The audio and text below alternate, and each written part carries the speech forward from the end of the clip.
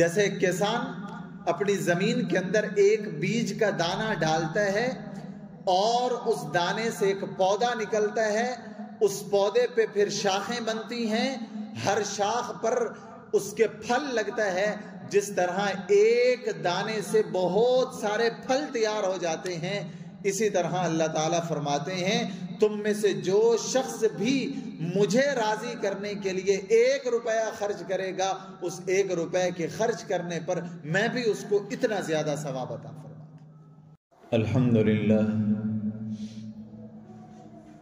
الحمدللہ وکفی وسلام علی سید الرسل وخاتم الانبیاء، اما بعد فقد قال اللہ سبحانہ وتعالی فی القرآن المجید والفرقان الحمید: والذین یکنزون الذہب والفضہ ولا ينفقونها فی سبیل اللہ فبشرهم بعذاب علیم یوم یحمى علیہا فی نار جہنم فتکوی بها جباہهم وجنوبهم وظہورهم هذا ما کنزتم لأنفسکم فذوقوا ما کنتم تکنزون۔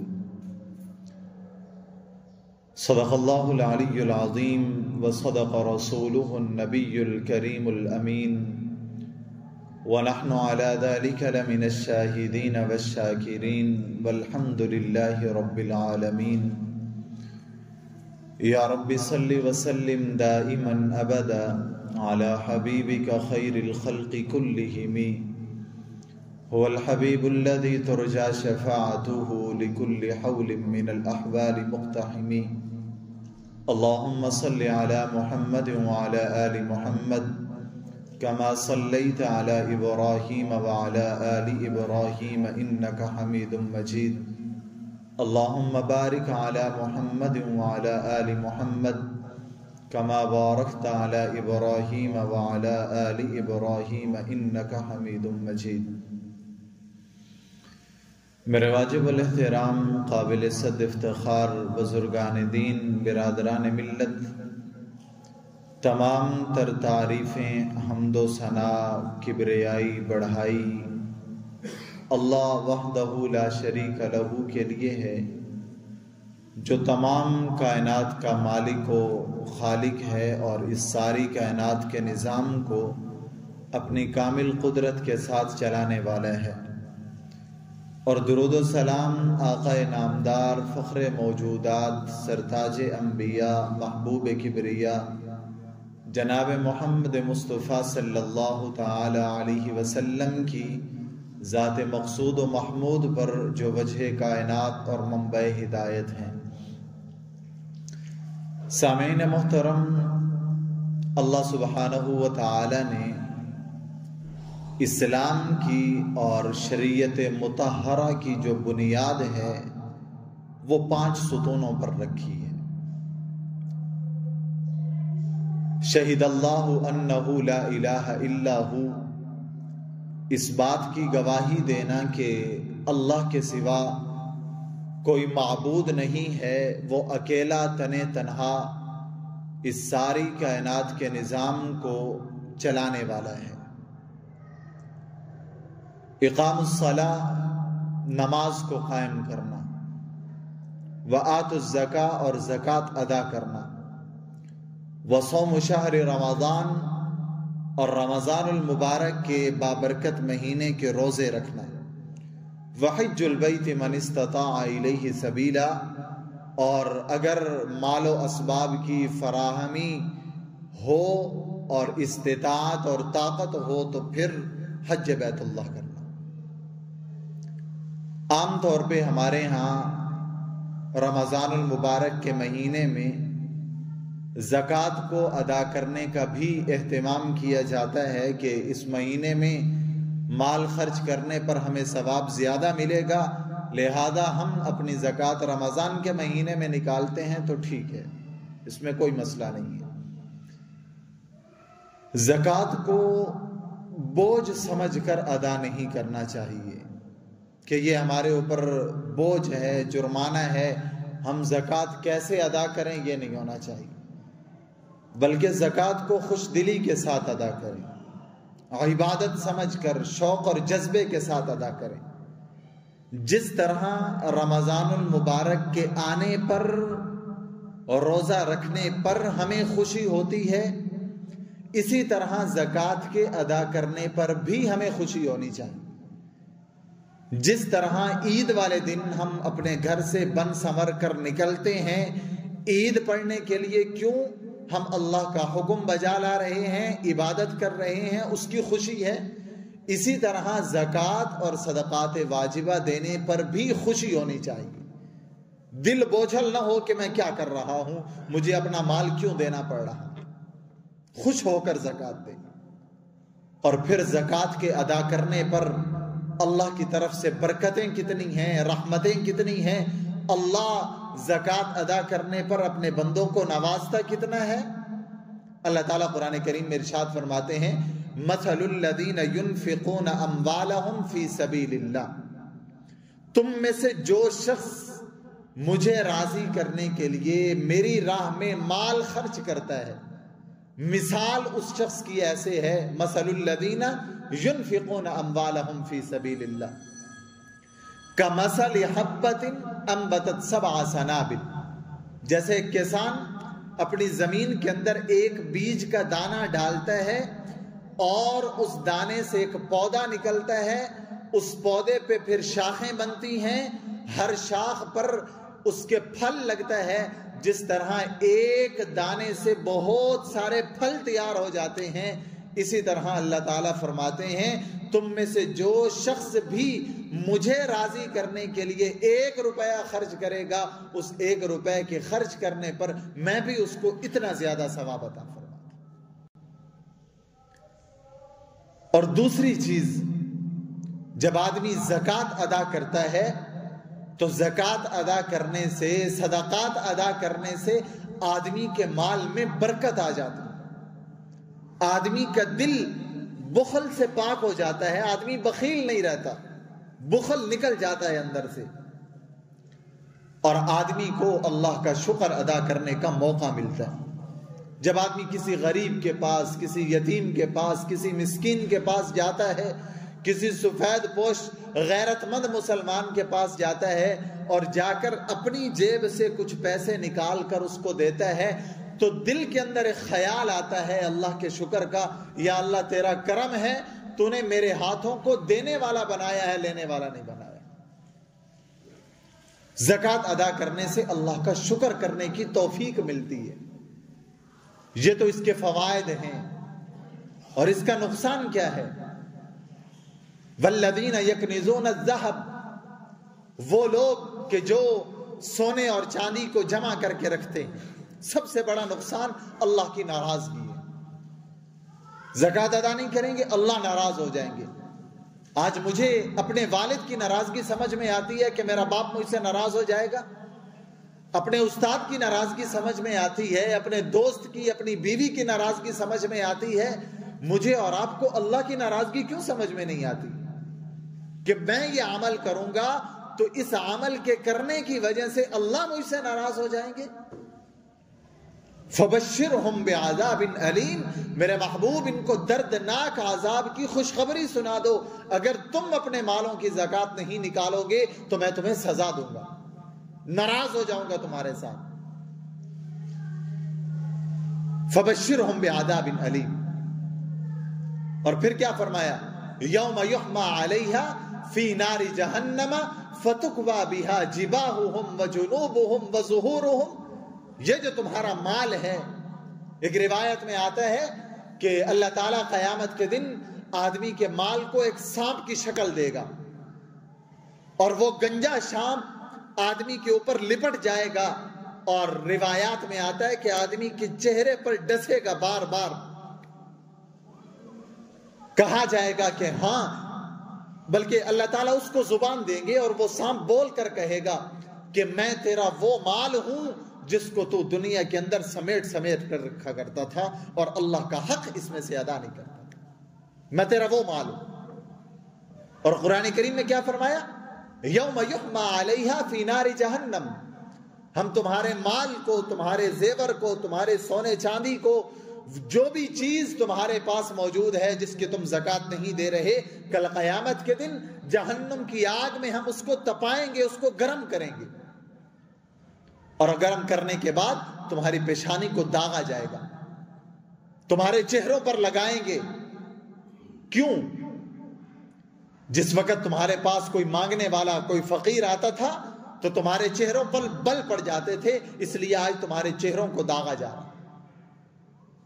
وجوہہم وظہورہم، اور تمہاری پیٹھ پر داغا جائے گا، تمہاری پیٹھ پر اس لوہے کو، اس سونے کو، اس چاندی کو، اور جو بھی مال ہے اس کو گرم کر کے آدمی کی پیٹھ پر لگایا جائے گا۔ جب مانگنے والا مانگتا، پیٹھ پھیر کر وہاں سے بھاگ جاتے تھے۔ ہَذَا مَا كَنَزْتُمْ لِأَنفُسِكُمْ فَذُوقُوا مَا كُنْتُمْ تَكْنِزُونَ۔ اللہ تعالیٰ فرمائیں گے کہ یہ تمہارا مال ہے، اس کا ذائقہ چکھو۔ اب دنیا کے اندر تم اس کو سمیٹ کر رکھ رہے تھے، آؤ اب تمہیں اس کے سزا مل رہی۔ تو سب سے بڑا نقصان یہ ہے کہ آدمی سے اللہ ناراض ہو جاتے ہیں زکوٰۃ نہ دینے سے۔ اللہ کی ناراضگی سے بڑا کوئی نقصان نہیں ہے انسان۔ ایک مسلمان کے لیے اس سے بڑا اور کیا نقصان ہو سکتا ہے کہ اس کو بنانے والا، اس کا محسن، اس کا خالق، اس کا مالک اس سے ناراض ہو گیا۔ اور دوسرا نقصان یہ کہ آدمی کے مال سے برکت ختم ہو جاتی، پھر وہی مال جو اللہ کے راستے میں دینا سے، اس سے دگنا مال کبھی ہسپتال میں لگائیں گے، کبھی کورٹ کچہری کے اندر لگائیں گے، کبھی گناہوں کے کام میں وہ مال خرچ ہوگا، برکت ختم ہو جائے گی اس مال سے۔ اور تیسرا بڑا نقصان جو ہے وہ عمومی طور پر یہ ہوگا، حدیث پاک میں آتا ہے کہ جب کوئی قوم اپنے مال کی زکوٰۃ ادا کرنا بند کر دیتی ہے، اللہ تعالیٰ ان کے اوپر رحمت کی بارشوں کو بند کر دیتی ہے۔ اب دیکھ لیں ہمارے ہاں کیا ہو رہا ہے۔ جس وقت بارش کی ضرورت ہوتی ہے، زمین بنجر ہو رہی ہوتی ہے، بارش نہیں ہوتی۔ اور چوتھا نقصان اللہ تعالیٰ فرماتے ہیں کہ اگر تم اپنے مالوں کی زکوٰۃ نہیں نکالو گے، ہم قحط سالی کو تمہارے اوپر مسلط کر دیں گے، زمین کی پیداوار کو ہم کم کر دیں گے، اناج کی فصل کم ہوگی، تمہارے پھل کم ہو جائیں گے۔ اب اس دفعہ آپ دیکھ لیں، سرگودا پورے پاکستان کے اندر مالٹے کا گڑھ سمجھا جاتا ہے، لیکن اس وقت فصل کی صورتحال کیا تھی؟ اس کی ایک وجہ ظاہری ہم تلاش کرتے ہیں، بارشیں نہیں ہوئی، یہ چیز نہیں ہوئی، اور ایک حقیقت پر مبنی اس کی حقیقت ہے، اور وہ یہ کہ ہم زکوٰۃ ادا نہیں کرتے، اپنی زمینوں کا عشر نہیں نکالتے، اللہ اپنی نعمتوں کو روک لیتے۔ تو اس لیے میں اور آپ ارادہ کریں، جو مال ہے اس مال میں جتنا حصہ اللہ کا بنتا ہے اس کو ادا کریں، اور اس کے لیے سب سے پہلا کام اپنا دن متعین کریں کہ میں نے سال کے کون سے دن زکوٰۃ نکالنی ہے۔ ہمارے ہاں بہت ساری آبادی ایسی ہے جو زکوٰۃ کا مال دیتی ہے لیکن حساب نہیں کرتی، پیسے دے دیے، پتہ ہی نہیں ہے زکوٰۃ دینی کب تھی۔ اب یہ جو غلطی ہو رہی ہے زکوٰۃ کو ادا کرنے میں، حساب نہیں کر رہے، اس نقصان سے بچنے کے لیے مسائل کو سیکھیں، سمجھیں کہ میرے اوپر زکوٰۃ کب فرض ہوگی اور مجھے کس ترتیب سے زکوٰۃ ادا کرنی چاہیے۔ تو سب سے پہلا کام، ہم سال میں ایک دن متعین کریں کہ میرا یہ دن ہے۔ مثال کے طور پہ رمضان میں دینی ہے، یکم رمضان میری زکوٰۃ کا دن۔ اب اس سال رمضان المبارک کی 1 تاریخ کو اگر کسی آدمی کی ملکیت میں 1,86,900 روپے موجود ہیں تو وہ صاحب نصاب ہے، اس کے اوپر زکوٰۃ فرض ہے۔ 1,86,900 روپے یہ قیمت بنتی ہے 52.5 تولہ چاندی کی آج کے حساب سے۔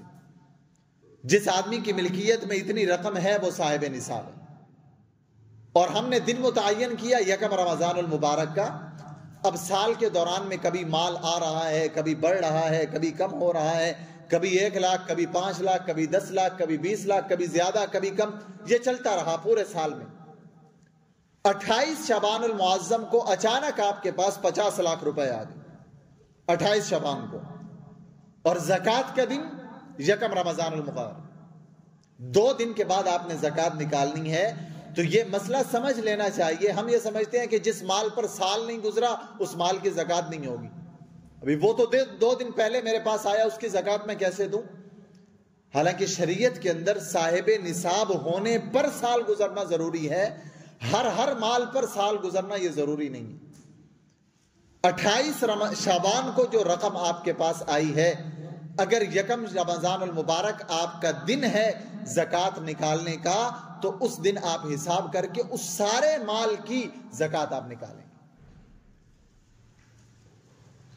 اور زکوٰۃ کو نکالنے کے لیے تھوڑا سا آدمی محنت کر لے، وقت نکال لے، بیٹھ لے، حساب کر لے۔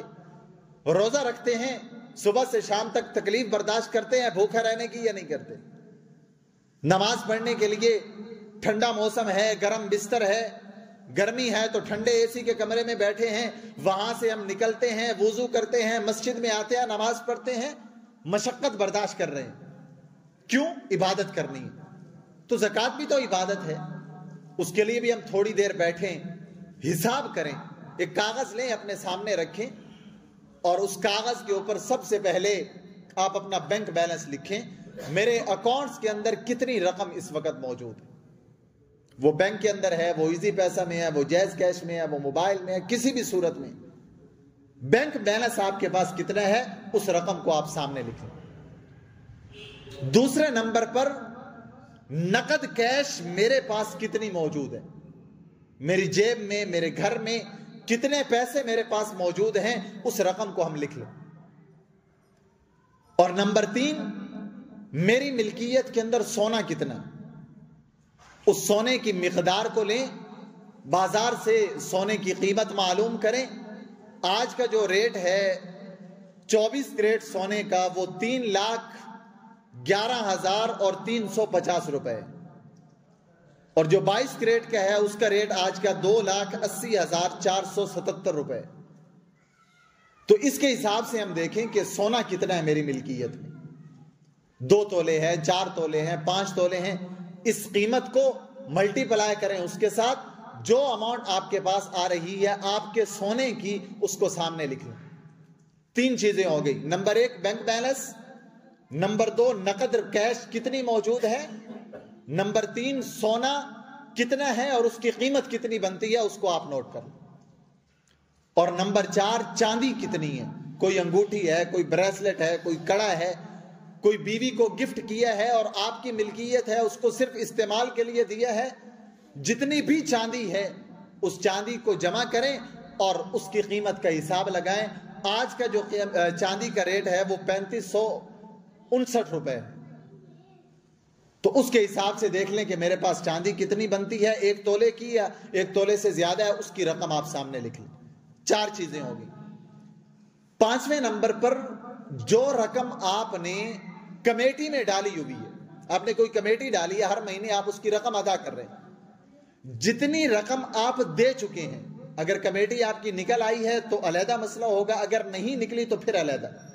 اگر آپ کی کمیٹی ابھی نہیں نکلی، آپ دے رہے ہیں، 2 مہینے ہو گئے، 4 مہینے ہو گئے، 6 مہینے ہو گئے، مثال کے طور پہ ایک آدمی کی سال کی کمیٹی ہے، ہر مہینے وہ 10,000 روپے دیتا ہے، اور ابھی تک وہ اس کی کمیٹی نہیں نکلی، 6 مہینے ہو گئے اس کو کمیٹی دیتے ہوئے، تو 60,000 روپے کمیٹی کی مد میں آپ 60,000 روپے سامنے لکھیں کہ یہ وہ قرض ہے جو آپ کو واپس ملنا ہے، اس کو آپ نوٹ کر لیں۔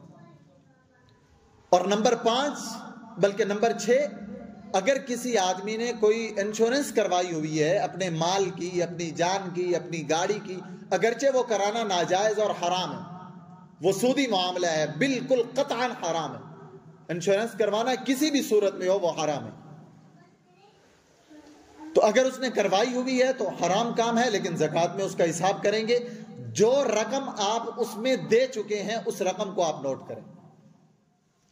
نمبر 7، جو قرض آپ نے کسی انسان کو دیا ہے اور اس نے آپ کو واپس کرنا ہے، مثال کے طور پہ کسی آدمی نے اپنے بھائی کو 50,000 روپے دیے 1 مہینے کے وقت کے لیے، 2 مہینے کے وقت کے لیے، وہ 50,000 روپیہ آپ نوٹ کریں گے، اس کی بھی زکوٰۃ ادا کریں گے کیونکہ وہ آپ کی ملکیت ہے۔ تو یہ ساری رقم آپ کے پاس آ گئی۔ بینک بیلنس کتنا ہے، نقد کیش کتنی ہے، سونے کی قیمت کتنی ہے، چاندی کی قیمت کتنی ہے، کمیٹی آپ نے کتنی دی ہوئی ہے، انشورنس اگر کروائی ہے تو اس میں آپ نے کتنی رقم ادا کی ہے، اور وہ قرض جو آپ نے کسی کو دیا ہوا ہے اور اس سے واپس لینا ہے، ان ساری چیزوں کی ایک لسٹ بنائیں، اس کی کل اماؤنٹ آپ نکالیں اور اس کو اپنے سامنے رکھیں۔ اب اس کے بعد اس میں سے جو جو چیزیں آپ نے نکالنی ہیں، سب سے پہلی چیز، اگر آپ نے کسی کا کوئی قرض دینا ہے، آپ نے دینا ہے کسی کو، کسی سے آپ نے لیا ہوا ہے 1,00,000 روپے ہے، 50,000 ہے، 10,000 ہے، 20,000 ہے، آپ اس کو نوٹ کر لیں کہ میں نے اتنی رقم میں نے قرض میں دینی ہے، تو اس رقم کو آپ نوٹ کر لیں پہلے نمبر میں۔ نمبر 2، اگر آپ نے کوئی کمیٹی ڈالی تھی اور وہ کمیٹی آپ کی نکل آئی ہے، آپ نے اس کمیٹی کی رقم وصول کر لی ہے، لیکن مہینے باقی ہیں جو آپ نے ان کو دینی ہے۔ مثال کے طور پہ 5 مہینے کی کمیٹی ابھی آپ نے دینی ہے، 10,000 کی تھی تو 50,000 روپے، 5,000 کی تھی تو 25,000 روپے، جتنے بھی بنتے ہیں، بہرحال جس کے ہر ایک کا اپنا حساب ہوگا۔ تو جو کمیٹی کی رقم آپ نے کمیٹی کی مد میں دینی ہے، اس رقم کو آپ لکھ لیں۔ آپ کے مکان کا کرایہ ہے ماہانہ، اس کو آپ نوٹ کر لیں۔ اپنے بچوں کی سکول کی فیس ہے، اس کو آپ نوٹ کر لیں۔ اپنے بچوں کی اکیڈمی کی فیس ہے، اس کو آپ نوٹ کریں۔ اپنے گھر کے بجلی کا بل ہے، اس کو آپ نوٹ کریں۔ اپنے موبائل کا خرچہ ہے، اس کو آپ نوٹ کریں۔ یہ ساری رقم نکال کر اس کو بھی جمع کر لیں، اور پہلے والی رقم، اب اس رقم میں سے اس رقم کو آپ نے مائنس کر لینا ہے۔ مثال کے طور پہ وہ رقم بنی 20 لاکھ روپے اور یہ رقم ملی 4 لاکھ روپے، 20 لاکھ میں سے 4 لاکھ روپے آپ نے نکال کر 16 لاکھ روپے آپ کی ملکیت ہے، اس کی زکوٰۃ آپ نے ادا کرنا۔ ان مسائل کو سمجھیں، صحیح طریقے سے زکوٰۃ کو ادا کرنے کی کوشش کریں۔ ایک تو یہ صورت ہے، اور دوسری یہ کہ زکوٰۃ کا جو نصاب ہے وہ میں نے آپ کی خدمت میں عرض کیا کہ کل جو نصاب ہے وہ 52.5 تولہ چاندی کی مالیت بنتی ہے۔ اگر کسی آدمی کی ملکیت میں اس وقت 1,86,900 روپے ہیں، وہ صاحب نصاب ہے، اس کے اوپر زکوٰۃ دینا بھی واجب ہے، اس کے اوپر صدقہ فطر دینا بھی واجب ہے، اور ایسے شخص کے اوپر قربانی کا حکم بھی لاگو ہو، اور یہ آدمی زکوٰۃ لینے کا مستحق نہیں ہے۔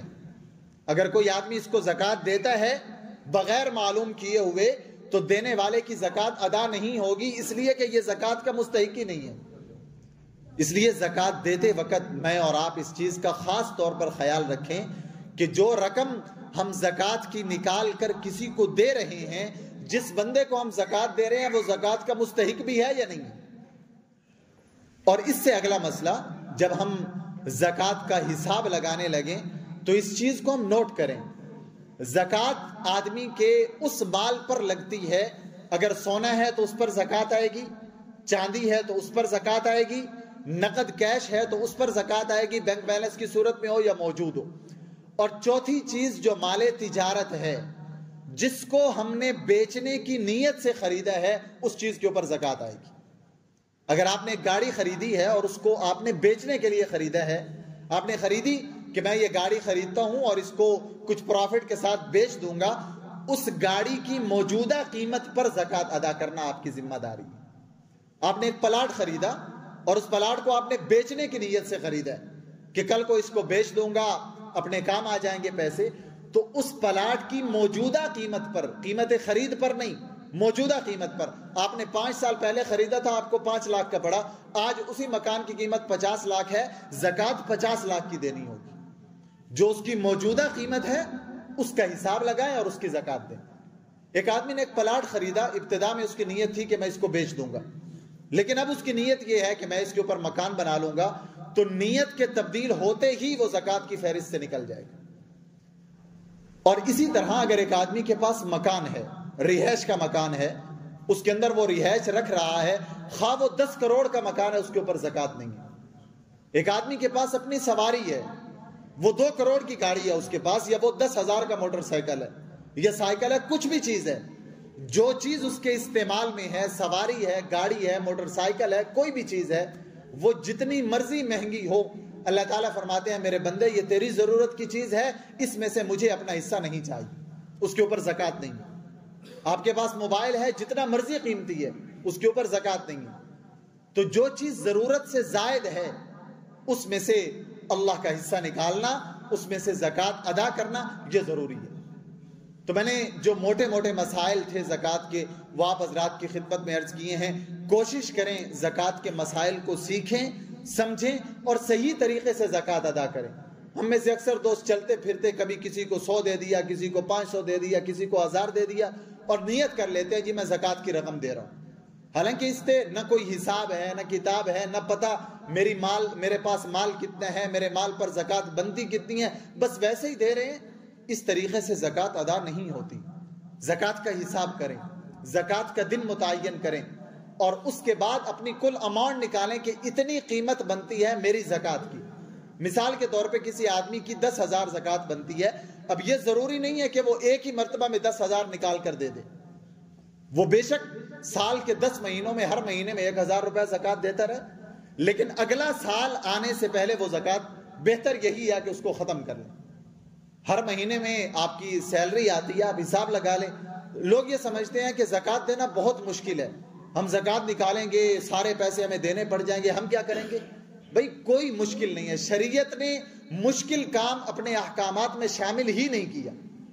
زکوٰۃ کی رقم کا حساب لگائیں، 5,000 ہے، 10,000 ہے، 20,000 ہے، 50,000 ہے، جو رقم ہے اس کو اپنے پاس نوٹ کر لیں کہ میرے اوپر سال کی زکوٰۃ 10,000 20,000 50,000 بنتی ہے، اس کو نوٹ کر لیں۔ ہر مہینے کا حساب لگا لیں، میں ہر مہینے 1,000 دوں گا، 2,000 دوں گا، 4,000 دوں گا، سال سے پہلے آپ کی زکوٰۃ بھی ادا ہو جائے گی، آپ کو پتہ بھی نہیں چلے گا اور مشکل بھی نہیں ہوگی۔ تو اس لیے جہاں پر بھی آپ موجود ہیں، اگر یہاں پر ہیں، میں آپ کی خدمت کے لیے حاضر ہوں، اپنے مال کا حساب کرنا ہے، جس چیز کا آپ تشریف لیں، ورنہ جہاں پر ہیں ہر مساجد کے اندر علماء موجود ہیں، ان کے پاس جائیں، صحیح معنوں میں اپنی زکوٰۃ کا حساب کروائیں اور اس کے بعد اپنی زکوٰۃ کی رقم جو ہے وہ ادا کریں۔ موٹا موٹا جو حساب تھا وہ میں نے آپ کی خدمت میں عرض کر دیا ہے، اگر سمجھ میں آ گیا ہے تو بہت اچھی بات ہے، اگر نہیں آتا پھر تشریف لیں، انشاءاللہ ثم انشاءاللہ آپ کو سمجھائیں گے۔ ہم دین کے مسائل کے سمجھنے میں شرم کرتے ہیں، دنیا کی چیزوں کے پوچھنے میں ہم شرم نہیں کرتے، تو دین کے مسائل کو سیکھیں، سمجھیں اور اس کے مطابق عمل کریں تاکہ ہمارا مال پاک ہو جائے، اللہ تعالی ہم سے راضی ہو جائے اور اللہ تعالیٰ کی ناراضگی سے ہم بچ جائیں۔ اللہ سبحانہ و تعالیٰ مجھے اور آپ کو عمل کرنے کی توفیق عطا فرمائے۔ وآخر دعوانا ان الحمدللہ رب